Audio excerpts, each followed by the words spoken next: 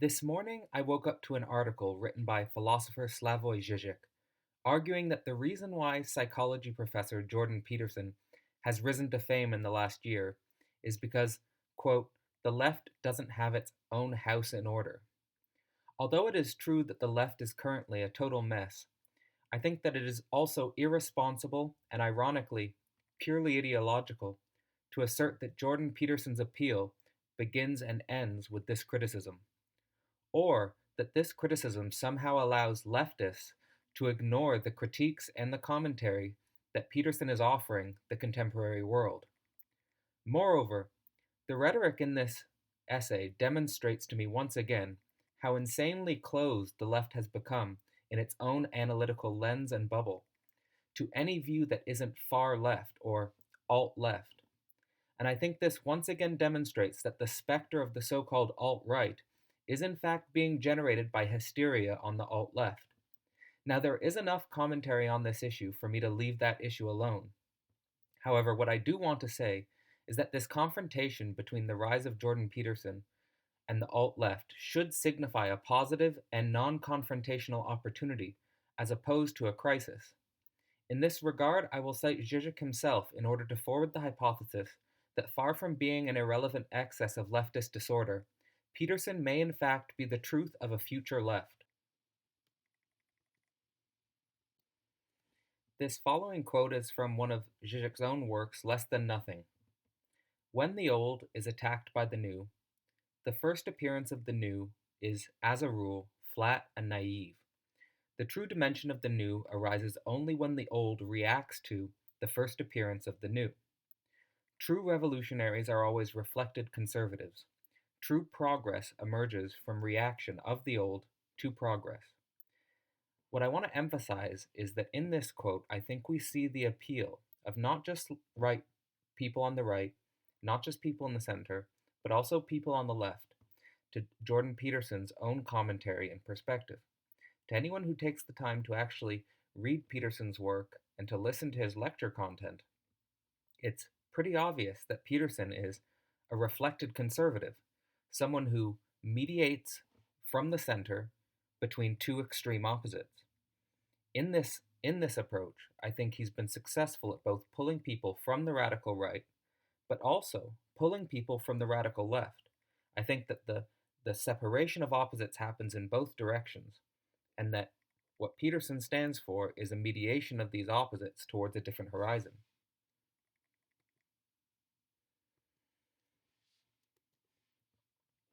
Now, for me, both Slavoj Žižek and Jordan Peterson have been inspirations for my career up to this point of my development. Žižek signified for me an anti-conventional establishment thinker who had a breathtaking knowledge of philosophy. Although I found his YouTube videos entertaining, the real core of his work is what I found in his written material, where he goes through ancient philosophy, modern philosophy, and contemporary philosophy with unparalleled and analytical ability. In contrast, Jordan Peterson signified to me someone who is finally capable of clearly articulating the problems of what he calls postmodern neo-Marxism. As a thinker who comes from anthropology bordering between the biological and the cultural, this is something I had issues with throughout my career, and even something that almost derailed my career completely when I was an undergraduate unaware of what was going on. With that being said, I could immediately identify more similarities between the two thinkers than differences. Although it's obvious that the biggest differences between the two thinkers have to do with their political philosophy, with Žižek being a leftist communist, who I think does offer nuanced views on the historical phenomena and its potential future application as it relates to common and universal organization, and with Peterson being a libertarian centrist who emphasizes the importance of personal responsibility and self-actualization. Here, I would just like to quickly emphasize some of the three main points that I think bring these thinkers' work into a dialogue as opposed to driving them apart. In the event that there is in fact a debate, I think these three main issues would be a ground for such a conversation that's very productive. The first point I want to emphasize is that both thinkers find Christianity to have a fundamental importance to Western culture beyond a scientific deconstruction in the mode of someone like Richard Dawkins, and beyond a literary deconstruction in the mode of someone like a Jacques Derrida. The reason why both thinkers feel like Christianity has a fundamental importance beyond both scientific and literary deconstruction is because religion offers us a type of knowledge that is probably beyond what we currently understand about history, about psychology, and about the future. And in order to better understand the metaphysics of our own civilization, we have to once again be brave enough to confront Christianity at its core. Now, both thinkers also propose that the current atheistic stage of our thinking has opened up a style of pessimism and a style of nihilism that threatens Western culture at an unconscious foundation, and that the only reason that we can revive this is by once again having open conversation and open approach to the authentic core of Christianity. Both thinkers also see postmodernism as a fundamental obstacle to the future of philosophy and to the future of the humanities,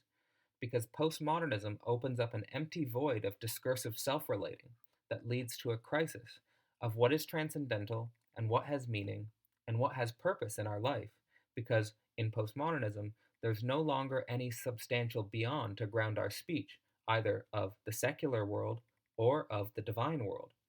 Now, interestingly, both thinkers offer the exact same approach to how to overcome postmodernism in their major works, namely, that you have to speak the truth in and for its own sake, because truth in itself requires no external outside support. Interestingly, both thinkers also rose to fame as a consequence of their speaking their own truth against structures of power that would rather them have been silent, so there's no reason why that can't continue in an open dialogue. The third point I want to bring up, and perhaps the most interesting, is that both thinkers see psychoanalysis as a fundamental practice of knowledge for both self reflection and for the future sciences of mind, with the discovery of the Freudian unconscious as central to understanding the nature of subjectivity and personal growth. Furthermore, both thinkers see the sciences of mind, or cognitive science, as influenced far too much by an objectivist external gaze or view that comes from behaviorism and neuroscience. And this inability to think subjectivity in itself, like the subjectivity of our dreams, our desires, and our drive for higher levels of self actualization, is something that will require us to take more seriously the nature of psychoanalysis and the discoveries that stem from the Freudian revolution. Now, in terms of differences, the main differences I can see is that both thinkers approach the core of psychoanalysis through different, quote, master subjects, with Žižek relying mostly on Jacques Lacan, who, for him, offers the crucial concept of the centrality of our desire as a partial object, and for also as someone who is capable of re-articulating what Freud originally discovered. In contrast, for Peterson, he relies far more on Carl Jung, who, for him, offers us a path to the revival of religion through understanding its psychological significance in terms of the collective unconscious.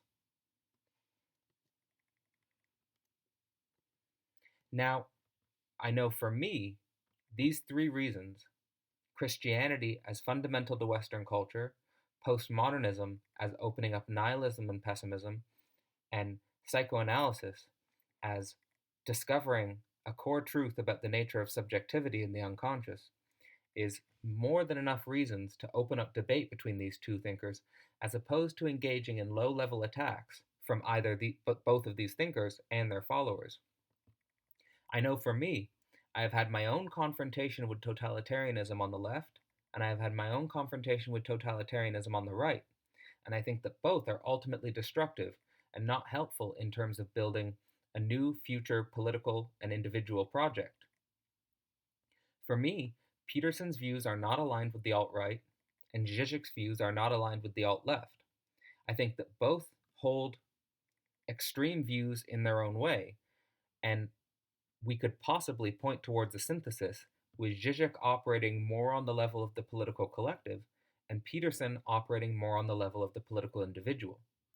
Now, those are just my opinions, but I know they're both thinkers who have influenced my thought, and I think they're both thinkers that deserve our attention and our respect.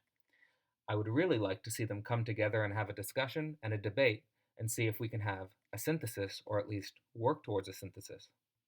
Thanks for listening.